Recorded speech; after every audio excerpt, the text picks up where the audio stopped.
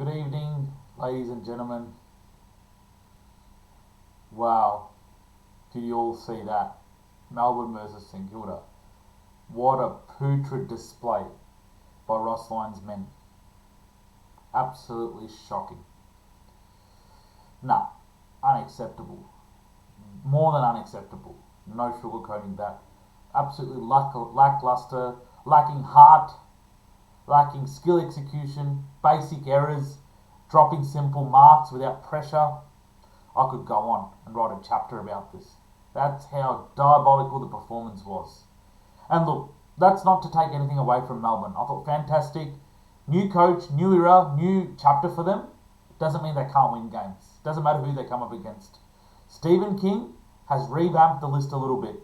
And for those who don't know, many people, pundits, didn't have expectations on Melbourne coming into the season. They thought they'll be building, it's going to take time. It will probably take time. But part of taking time doesn't mean they can't win. Yeah? Doesn't mean they can't win at all. So, absolutely putrid display. Before I dissect the review for this game, as I always do, I just want to take an opportunity to introduce you to my tutoring school. As you can see the logo, it's called the Roki School of Excellence.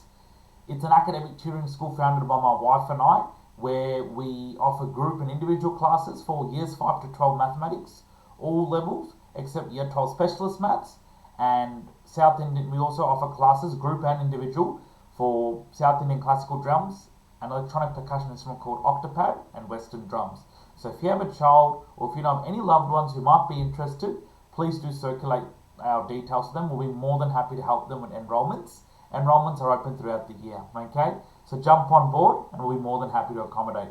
Just to reiterate, as I do in my past videos at the start, my wife looks after the admin and the enrolment side of things, whilst I look after the class syllabus and teaching the class syllabus and the fees side of the business, okay? Alrighty. What an absolutely diabolical performance that was. Shocking. They just didn't really care. It's pretty obvious they're just there for their paycheck. No offense. Except Max Hall. If your name is not Max Hall, you've got really serious issues to sort out. And you better sort them out quickly. Because you're answerable to a lot of members, a lot of fans out there. And you're answerable to your coaches as well. Second time the Saints are playing at the MCG, guys. It's like they're playing in a ground. They played as though they've never played at that ground before. What on earth was that? They got the jump start by asking for an opening round. They got exposure. I would have thought they would be better than that. I thought they would be better from last week and learn from it.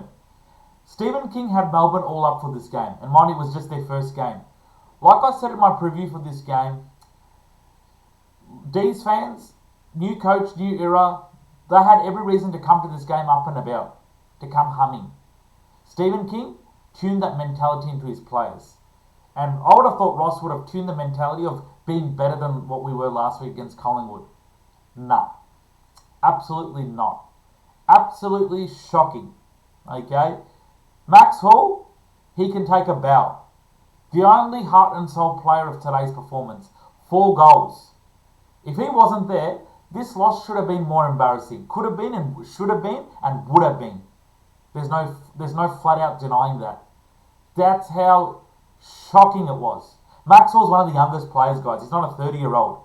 So it goes to show how many players older than him who didn't carry out that output, the desired output they were supposed to carry, to help contribute to the team's performance. Really, really disappointing. Nasai Wanganeen Malera played well for his 3 goals, but to see him go on the bench in the last quarter when the game's there for the taking, what is going on? And Ross Lyon says in the press conference, we give him the license to do whatever. No, it might be a license to him. Give him the license to do the right thing, and that is make him stay out on the ground. Simple. The game was in the balance. Melbourne were going to throw the first punch in that last quarter. Naz kicks a beauty, and the momentum was with the Saints. Why would he take him off the ground? He wasn't carrying injury. And Tom McCone rucked pretty well, guys, against Max Gawn. And then he take him off in the last quarter for a spell. And of course that's bread and butter for Gawn. Gawn is going to have the ascendancy. Even a second-rate ruckman will. You take off St Kilda's number 1 ruckman. You don't have Rowan Marshall out there, mind you, for concussion protocols. And then you just take him off for a spell. And you put guys like Mitch Owens against Gawn. Of course Gawn is going to win it. He can ruck with his eyes shut. Mitch Owens and all are not ruck material. They don't have the height. They're not paid to be ruck. They are full-time forwards / midfielders. It's like Carlton asking Patrick Cripps to help in the ruck. Yeah, right. Patrick Cripps is a Brownlow midfielder. He's a midfield captain, not a defender, not a ruck. So it's so important, guys, not to get the wires crossed. But before I break down the game further, I just wanted to just really commend Melbourne on their performance. Happy for Jack Steele, kicked a goal. It never looked like a grudge match. I'm just happy for them because they had better heart in the game. Yes, they're expected to be in a rebuilding phase. Don't expect much from them, but that doesn't mean they won't show heart. They exemplified what it means to play with heart. They don't play perfect football either. You listen to Stephen King, the new coach's press conference. They didn't play with perfection. There's no such thing. But when it mattered, they turned up the intensity. They had more intent. They were pretty serious, and they were keen to start the season with a bang, and they did. And things like St Kilda, which they do so well, like taking chess marks, running the ball, fumbling, kicking it to players who are going to be outnumbered. You're playing into Melbourne's hands. They'll love that. That's feast for them. You just play. Part of it was due to Melbourne's performance, and many of it is St Kilda playing it into their hands. Was the reason. Okay, so before I talk about the take-home points and tactical blunders of this game, I'd like to take this opportunity to just share you a screen for a sec. Okay, so as you can see here, this is a summary of the game. So if we go up to the top, I reckon the heading really summarises it. Yep, they fall short. I reckon they could have added a few more words in this headline. Fall short and were exposed, literally. Yep. So, they were brave, Melbourne, and I thought, if it wasn't for Max Hall, this game could have been put to bed long time ago in the game. But as you see here, he was fantastic. 4 goals and a great display. It's a game he will remember, not for the result, but for individual performance. Thank God for his 4 goals. Naz did well for his 3, except when he was being asked to go off the ground. Okay. Higgins was okay. Could have had a few more. Owens, okay. Ryan took a beauty screamer in the third quarter. Thought the others were okay, but absolutely lackadaisical performance. To kick the first 3 goals and be a fast-running team, and then to sort of dip away, let Melbourne come back, and then take it out again.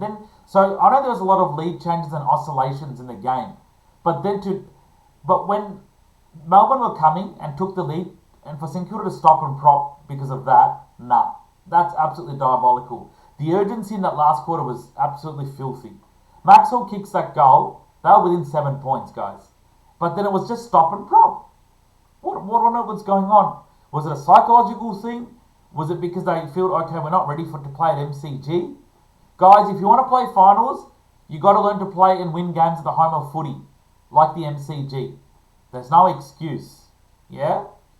So, before we, before I go anything further, let us talk about the take-home points of the game. Yeah, what I felt were the take-home points. Now, you guys might have your own, and that's fine. There's no right or wrong. But what I felt, look, I could have written a book about this. There were so many lessons learned, but just in the interest of time, I thought these are a couple of key take-home points I felt for the game, or felt after watching the game. Firstly, basic skill errors and lack of heart costed the Saints. Yes, skill execution. Jack Sinclair dropping a simple chest mark. Unopposed, he was all by himself. Brad Hill kicking it to a pack where there were 2 Melbourne players on 1 Saints players. I think it led to a Melbourne goal or a shot on goal. Things like that. Fumbling with the ball. Jack McRae making a lot of blunders. One of the most senior players in the team. Who's a premiership player from the Bulldogs. Geez, we don't see that often. What was going on there? Was it a confidence thing? Was it a mindset thing? Was it because, we're playing up against a team who's got a new coach. We just got to be ready because they'll throw it at the... Yeah, of course you have to be ready. Part of being ready means you have to show heart and actually take the game on a little bit more.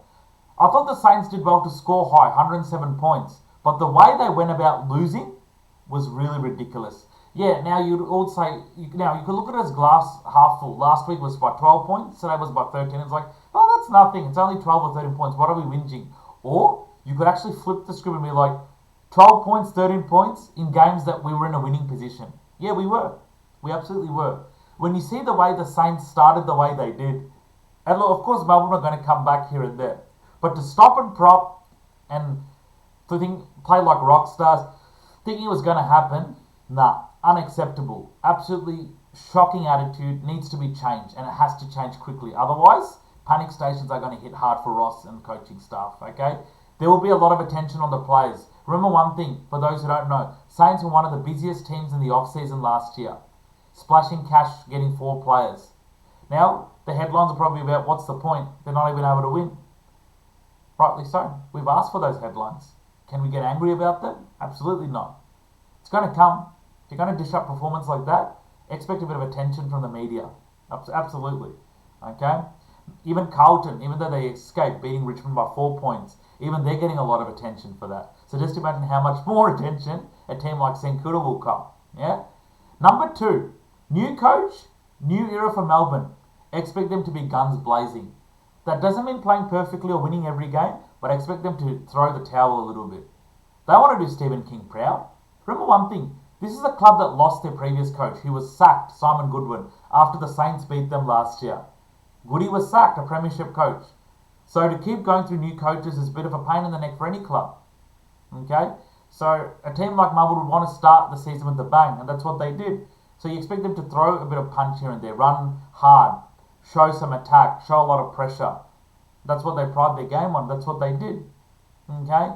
Number 3, defence. That is, St Kilda's defence made Jacob Van Rooyen look like the best tall forward in the competition. 6 goals. I've never heard of Jacob Van Rooyen kick 6 goals against any team, even against West Coast or North Melbourne. Sorry, no disrespect to them. Teams below St Kilda on the ladder. So this is probably his best performance in his career. And this bloke is only like 23. He's not even hit his prime. Goodness me. What does that say about St Kilda's defence? I mean, good talented player, but he's not a 6-goal-a-game material. He's kicked a couple, not to the extent of 6. That's how putrid the defence was. A defence led by Callum Wilkie, the co-captain, Jack Silvani, Alex Taru, Sinclair, Brad Hill. We have a bit of senior and experienced players there, and we dish up that sort of work in the defence. My goodness, absolutely shambolic. Really, really, really disappointing to do that. Jacob Van Rooyen, this will be a game he'll remember all his life, even when he retires, whether it's as a one-club player or not. 6 goals. Goodness me. And he missed a few as well. He could have had 7 or 8, could have hit 10. That's how bad the defence was. St Kilda, one of the best defensive teams in the competitions. Somehow that was out of the window today. What is it? Was it a cohesion plan?